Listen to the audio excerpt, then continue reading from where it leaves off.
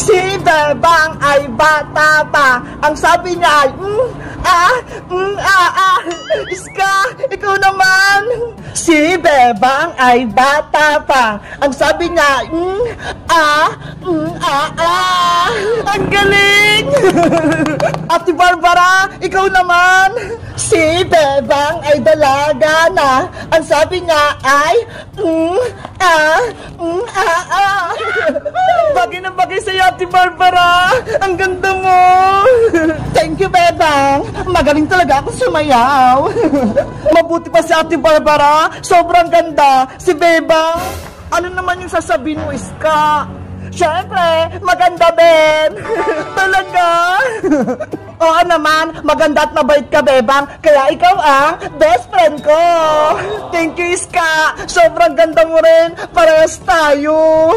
Tama, lahat tayo magaganda, maliban lang kay Princess Bungenge. Ate Barbara, wag mo nang awayin si Princess. Kaibigan namin siya. Alam mo ba, Bebang, may kasalanan si Princess sa akin kahapon. Tinalid niya ba naman yung buko sa may pader? Hindi magagawa ni Princess yun, Ate Barbara. Mabait siya. Nakita daw ni Boyong na si Princess daw nagtali. Panigurado, siya yung may kasalanan. Bebang! Yari, si Aling Tiri. Galit na galit. Si Aling Tiri ba yan? Yung nanay ni Princess? Oo, Ate Barbara. Siya si Aling Tiri. Yari, nagsumpo nga si Princess. Bebang, Iska, mauna na ako sa inyo. Ate Barbara, wait! Huwag niyo akong ituro, ha? Bebang, Iska! Ano po yun, Aling Tiri? Anong ginawa niyo kay Princess ko? Inaway niyo ba? Hindi po, Aling Tiri. Wala po kami ginawa kay Princess. Anong wala? Bakit siya nag-iiyak-yak dun sa bahay? Ayaw magsalita?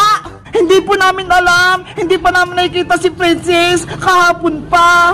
Magsabi kayo sa akin ng totoo. Kung hindi, mapapalo kayo nitong hanger ko. Aling Tiri, wala po kaming kasalanan. Yari, sobrang tapang pala nung nanay ni Princess. Pagbilang kong 3, umamin sa inyo kung sino nagpaya kay Princess. 1, 2. Nay! Princess anak! Tama na po yan, Nay! Huwag na pong paglitan si Bebang pati si Iska! Sino ba kasi nagpayak sa'yo? Kahapon ka paiyak ng iyak. Ituro mo kung sino sa kanila. Mayayari talaga sila sa akin. Hindi po si Bebang, pati si Iska, kundi si Boyong, pati si Ate Barbara.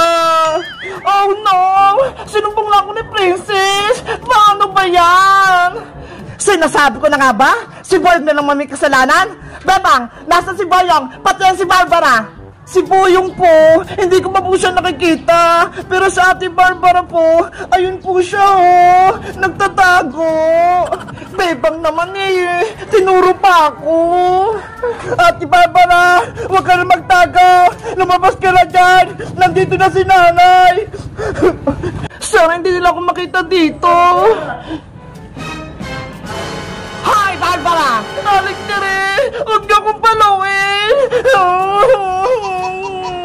Ay, aba! Hindi ka pa nga pinapalo? Umiiyak ka na? Ang galing-galing mo din pala umarte!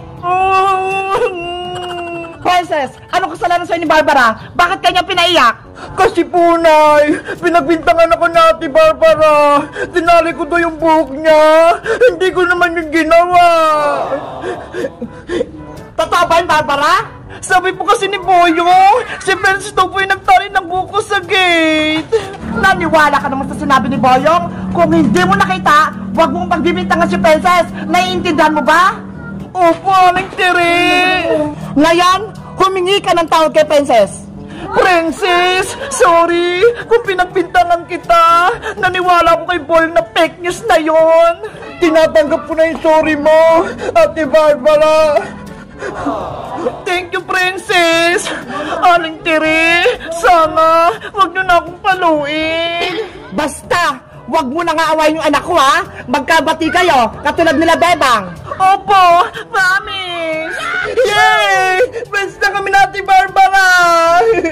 Yahoo! Hindi na mag-away sa Ate Barbara, pati si Princess. Dumadami na tayo, Bebang. Magkakaibigan na tayong lahat. Kaya nga ang saya-saya ko, Iska. Kayo guys, masaya rin ba kayo? Mag-comment lang kayo kung anong susunod naming video. Bye-bye!